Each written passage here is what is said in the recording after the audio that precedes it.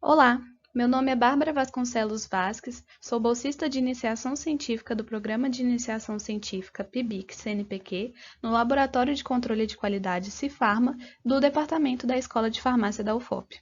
Hoje eu vou apresentar o meu projeto, que é intitulado como Novos Anticoagulantes Orais, uma revisão sobre suas propriedades físico-químicas, parâmetros farmacocinéticos e estudos biofarmacêuticos. A equipe é composta por mim, sob a orientação da professora doutora Jaqueline de Souza, co-orientação da doutora Tamires Guedes Caldeira e colaboração do mestrando Rafael Pereira de Andrade.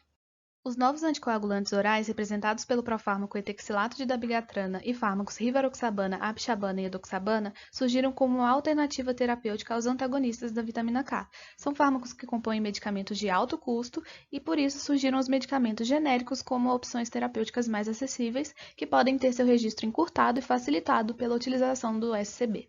Contudo, a literatura atual carece de trabalhos consistentes sobre estudos biofarmacêuticos e propriedades físico-químicas que influenciam nos parâmetros farmacocinéticos dos novos anticoagulantes orais.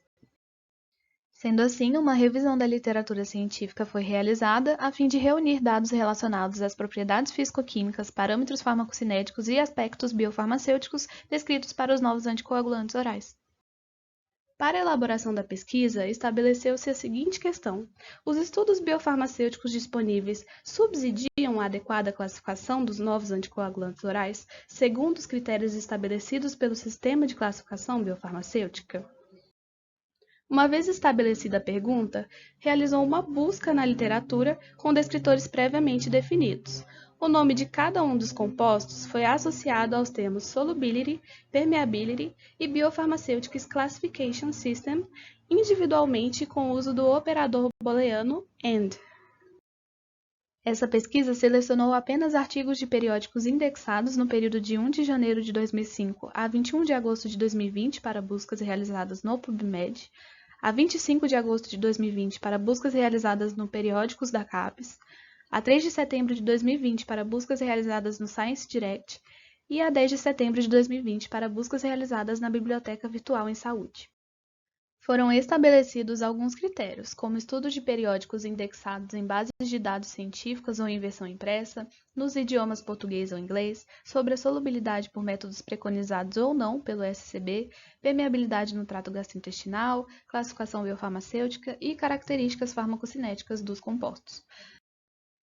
Foram desconsiderados, então, estudos que não cumprissem com esses critérios elegíveis e fossem publicados como dissertações, teses ou guias práticos, por exemplo, e publicados em data anterior ou posterior aos respectivos dias de buscas estabelecidos, publicados em duplicata e que não abordassem a permeabilidade intestinal ou in vitro, visando a correlação in vivo dos novos anticoagulantes orais.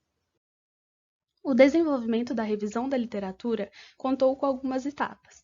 Inicialmente, foi realizado o reconhecimento do objetivo e da questão da pesquisa, e em seguida foi elaborado o protocolo para a revisão, com seleção dos descritores, bases de dados e critérios de elegibilidade. Foi estabelecidos os atributos para garantir a qualidade dos estudos e validação do método.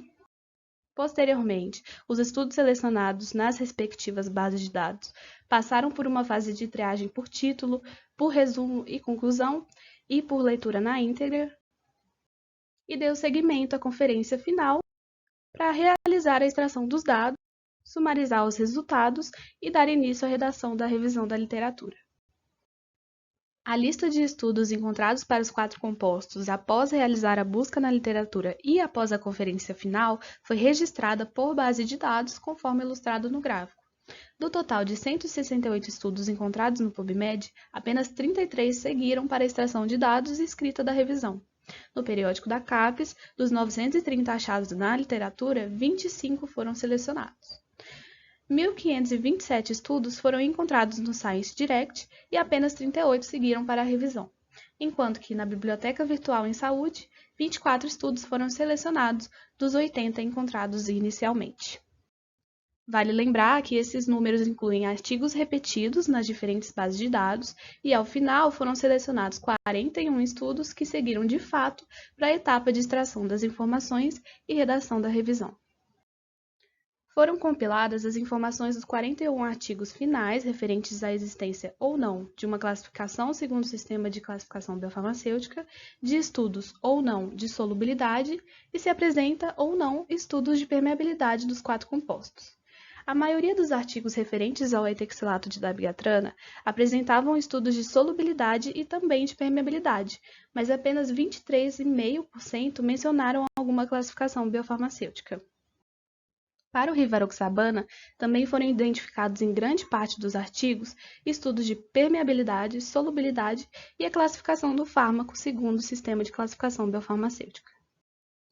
Apenas 30,8% dos trabalhos de apixabana mencionaram a classificação segundo o SCB e a maioria não possuía estudo de solubilidade, mas sim de permeabilidade. Dos poucos artigos encontrados para o edoxabana, um fármaco relativamente novo, nenhum classificou de acordo com o SCB, e apenas 8,3% apresentou estudo de solubilidade, enquanto que todos eles avaliaram a permeabilidade do fármaco. Este trabalho foi capaz, então, de buscar na literatura, reunir e analisar estudos que compreendem as propriedades físico-químicas, farmacocinéticas e biofarmacêuticas dos novos anticoagulantes orais, dessa forma contribuindo para a ampliação do conhecimento científico no âmbito biofarmacêutico.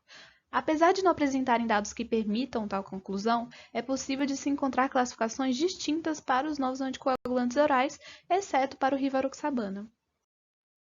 Sendo assim, torna-se necessário a execução de novas pesquisas a fim de favorecer o desenvolvimento de novos medicamentos, mais acessíveis à população e com processos de fabricação menos dispendiosos. Essas foram as referências utilizadas para a elaboração dessa apresentação.